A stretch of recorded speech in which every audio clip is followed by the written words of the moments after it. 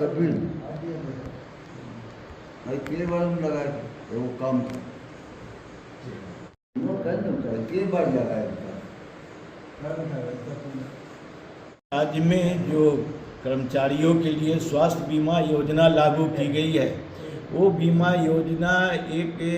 तरह से कर्मचारियों के हित में न होकर कर्मचारियों के लिए परेशानी का सबब बन गया है। कर्मचारियों से प्रीमियम मार्च में ही ले लिया गया, अभी तक उसका जो कैशलेस कार्ड है नहीं मिलता है, और जब कर्मचारी इलाज कराने जाते हैं तो हॉस्पिटल कहता है कि तो इस बीमारी के लिए इतना ही पैसा है, इस बीमारी के लिए इतना ही पैसा है। ऐसे में कर्मचारियों के लिए यह स्वास्थ्य बीमा कोई कारगर साबित नहीं हो रही है। इसलिए छठा सम्मेलन जो 13-14 जुलाई को जमशेदपुर में संपन्न हुआ, उसमें गंभीरता से इस मुद्दे पर विचार किया गया और माननीय मुख्यमंत्री जी के संज्ञान में, माननीय स्वास्थ्य मंत्री जी के संज्ञान में लाने का प्रयास किया जा रहा है कि अविलंब उस बीमा योजना को, स्वास्थ्य बीमा योजना को भारत के सभी महत्वपूर्ण और मल्टी स्पेशलिटी हॉस्पिटल के साथ उसको टैग किया जाए। झारखंड राज्य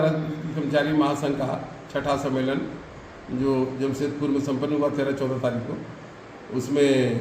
बधाई दे रहे हैं हम लोग श्री अमर किशोर सिन्हा को कि ये प्रदेश अध्यक्ष बने हैं। उसी अवसर पर यह प्रेस कॉन्फ्रेंस आयोजित है जिसमें उपस्थित हैं। हम आपके माध्यम से यह कहना चाहेंगे कि सरकारी कर्मचारी का संगठन की जो स्थिति आज है, जो राज्य सरकार और केंद्र सरकार दोनों के प्रति आक्रोशित है। कारण क्या है कि जिस बिंदु पर केंद्र सरकार का विरोध समूचे हिंदुस्तान में हो रहा है, जिसमें हमारे विपक्ष की पार्टी और खासकर झारखंड सरकार भी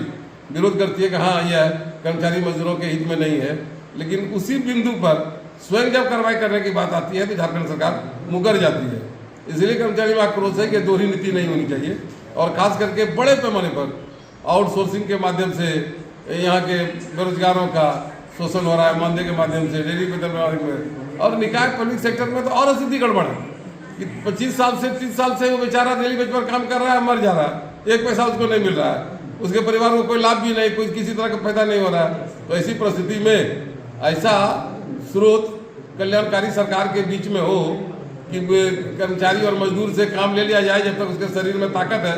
और जब उसका ताकत घट जाए तो उसको सीधे छोड़ दिया जाए, ये नाइंसाफी है। आज तक हम लोग सरकारी कर्मचारी के रूप में काम करते रहे, तो पूर्व से ही अगर हम रिटायर होते हैं तो पेंशन मिलता है, रिटायर होते हैं सारी सुविधाएं मिलती है, लेकिन आज के बेरोजगारों को इस तरह से शोषण हो रहा है, उसके विरुद्ध में भी हम लोग आवाज उठाएंगे। और नई कमेटी जो आई है वो हम लोग अब रणनीति तय करेंगे और सरकार के सामने, राज्य सरकार और केंद्र सरकार दोनों के सामने आंदोलन के लिए हम लोग आगे जाएंगे।